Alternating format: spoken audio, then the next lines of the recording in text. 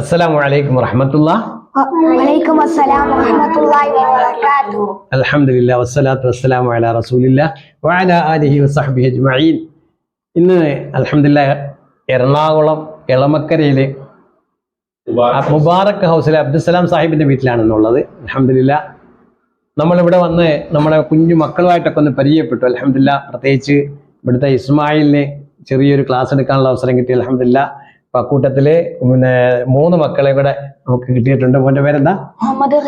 മുഹമ്മദ് റിഫാനും ആയിഷയും റയാനും. അൽഹംദുലില്ലാഹ് ഇവര് നമുക്കിന്ന് ഇൻഷാ അല്ലാഹ് ഒരു ചെറിയ ക്ലാസ് നമ്മളിന്ന് കൊടുക്കാൻ ഉദ്ദേശിക്കുകയാണ്. നമ്മൾ ഓരോ വീഡിയോകൾ നിങ്ങൾ കണ്ടുകൊണ്ടിരിക്കുന്നത്, പ്രത്യേകിച്ച് ഈ കഴിഞ്ഞ ഒരു 2 ആഴ്ച മുമ്പ് നമ്മൾ ഇറക്കിയ ഒരു വീഡിയോ ഉണ്ട് ഈ ഒരു മൊബൈലിനെ കുറിച്ചൊക്കെ.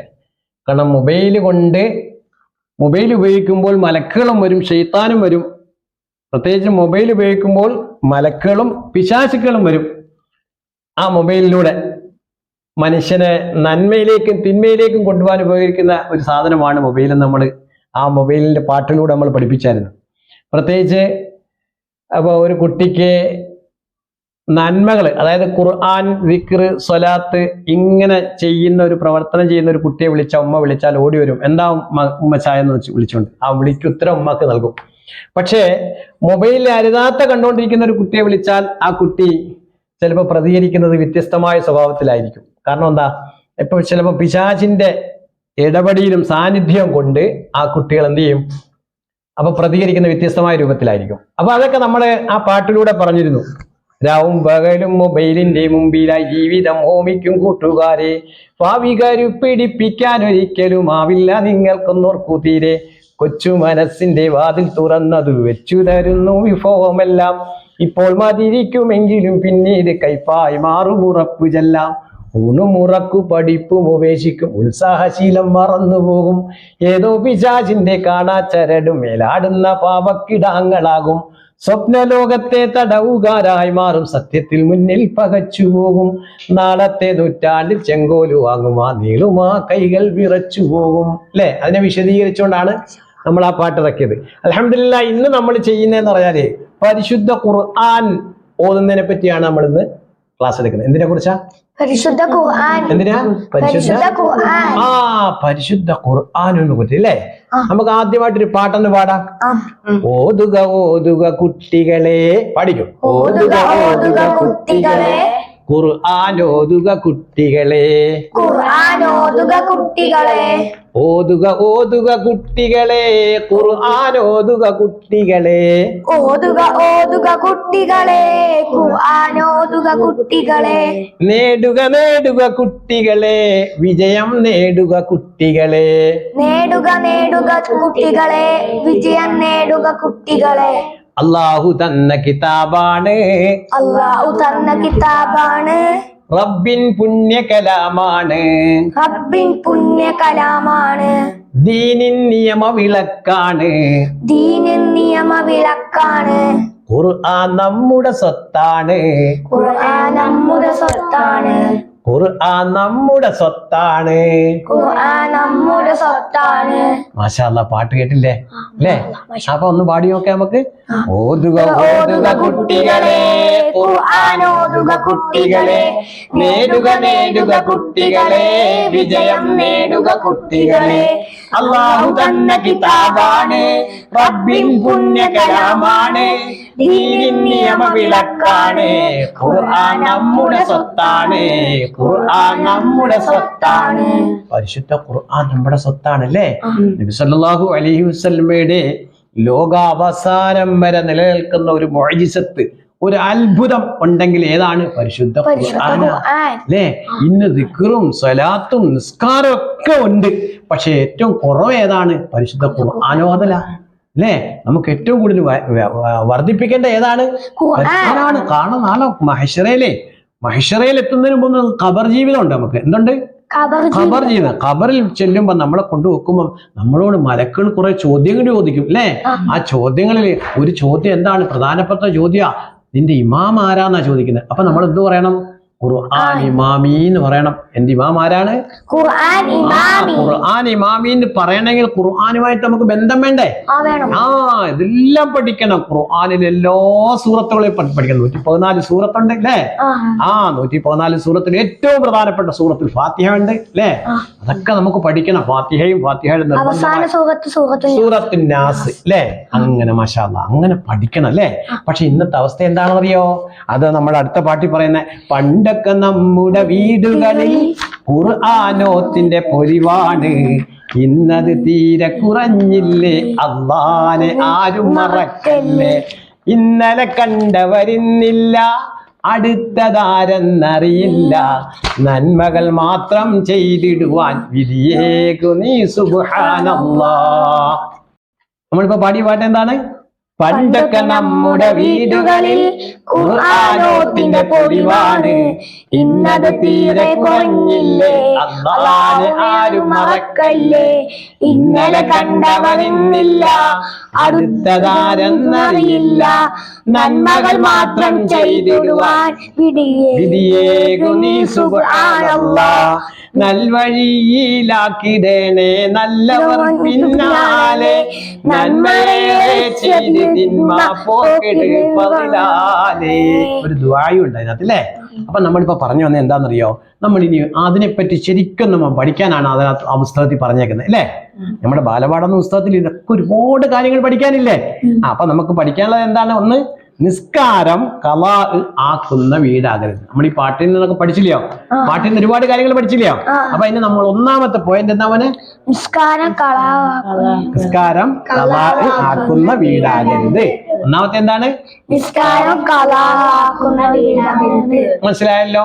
നമ്മുടെ വീട്ടിൽ സമാധാനം ഉണ്ടാവുന്ന കുറെ കാര്യങ്ങളുണ്ട് അല്ലേ? അപ്പൊ അതിൽ നമ്മളിപ്പോ ആദ്യത്തെ പേജിൽ പറയുന്നുണ്ട്. എന്തൊക്കെയാ? ഒന്നിച്ചിരുന്ന് ഖുർആൻ ഓതുക, ഒന്നിച്ചിരുന്ന് ചൊല്ലുക, ഒന്നിച്ചിരുന്ന് സലാത്ത് ചൊല്ലുക, ഒന്നിച്ചിരുന്ന് ദുആ ചെയ്യുക, ഒന്നിച്ചിരുന്ന് ഭക്ഷണം കഴിക്കുക, ഒന്നിച്ചിരുന്ന് അല്ലാഹുവിന് പൊരുത്തമുള്ള ദീനീ കാര്യങ്ങളും ആരെയും വേദനിപ്പിക്കാത്ത സന്തോഷമുള്ള കാര്യങ്ങളും പറയുക. മാഷാ അല്ലാഹ്. നമ്മളിപ്പോ പറഞ്ഞെന്താണ്?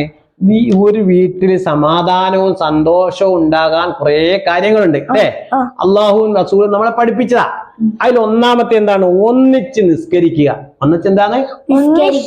രണ്ടാമത്തെ ഒന്നിച്ചിരുന്ന് ഖുർആൻ ഓതുക. ഒന്നിച്ചിരുന്ന് മൂന്നാമത്തെ ഒന്നിച്ച് ദിക്റിയല്ല എന്ന് പറയുന്നത് അറിയാലോ? ലാ ഇലാഹ ഇല്ലല്ലാഹ് ദിക്ർ അല്ലേ? സുബ്ഹാനല്ലാഹ് ഹസ്ബി അല്ലാഹ് അല്ലേ? ലാ ഹൗല വലാ ഖുവത ഇല്ലാ ബില്ലാഹ്. ഇതിലൊക്കെ നമ്മൾ നന്മയിൽ എല്ലാവരും കൂടെ ഒന്നിച്ചാവണം. നന്മയിൽ എന്താവണം? എല്ലാവരും ഒന്നിച്ചാവണം. ഒന്നിച്ചിരുന്ന് സ്വലാത്തില്ല. നബി സല്ലല്ലാഹു അലൈഹി വസല്ലമയുടെ മേലുള്ള സ്വലാത്തില്ല. നമുക്ക് അള്ളാന്റെ റസൂലല്ലേ നമുക്ക് നാളെ മഹ്ശറിൽ നമുക്ക് ശഫാഅത്ത് നൽകുന്നത്, ശുപാർശ ചെയ്യുന്നത് അല്ലേ? അപ്പൊ അവിടെ നമുക്ക് റസൂലുള്ളാഹിയുള്ള ബന്ധം നമുക്ക് വേണ്ടേ?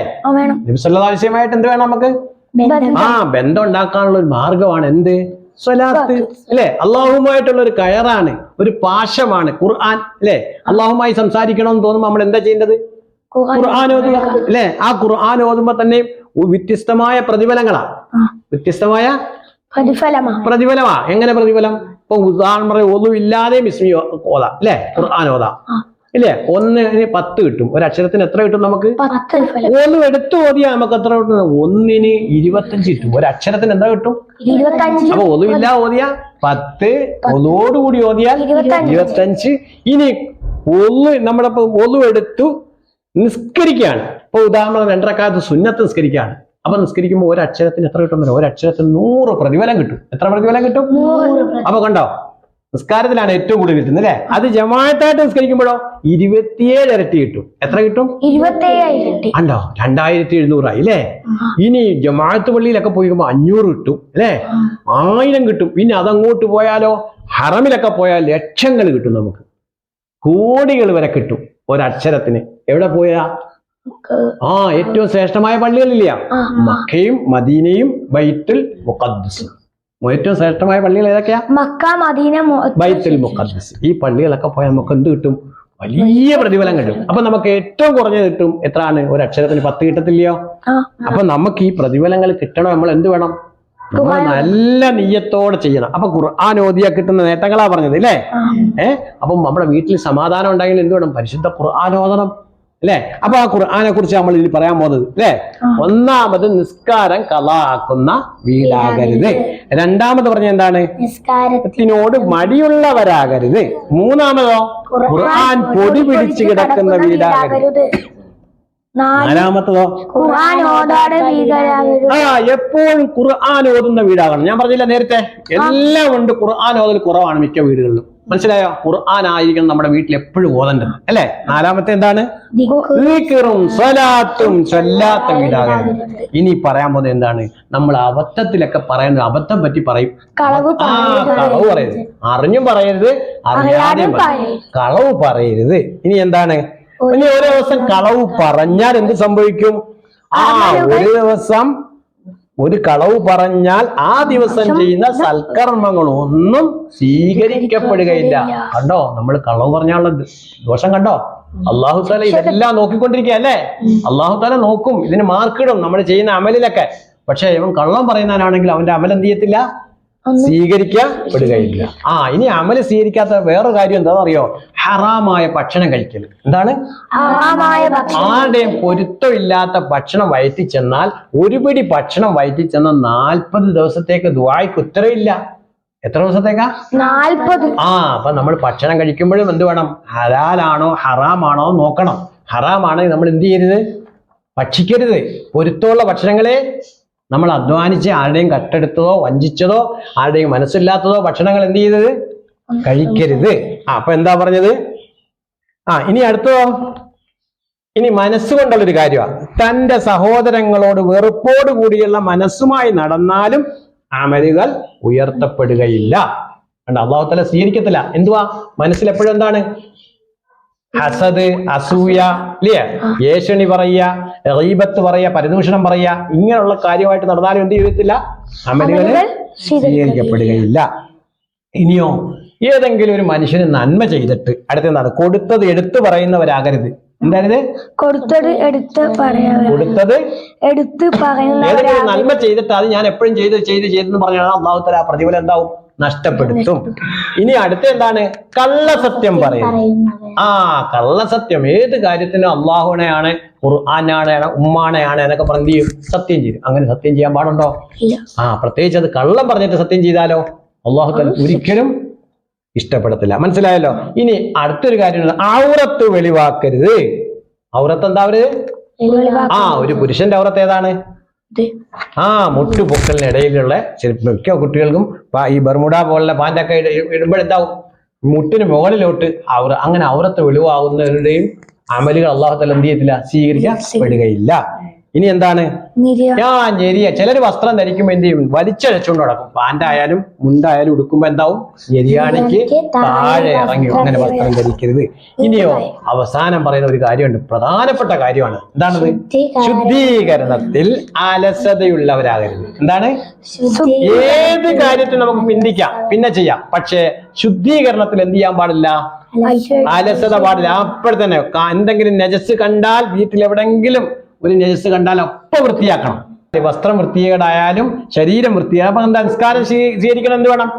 ശരീരവും വസ്ത്രവും സ്ഥലവും എന്താവണം? വൃത്തിയാവണം. ഇല്ലെങ്കിലല്ലേ ഇബാദത്ത് സ്വീകരിക്കത്തുള്ളൂ അല്ലേ?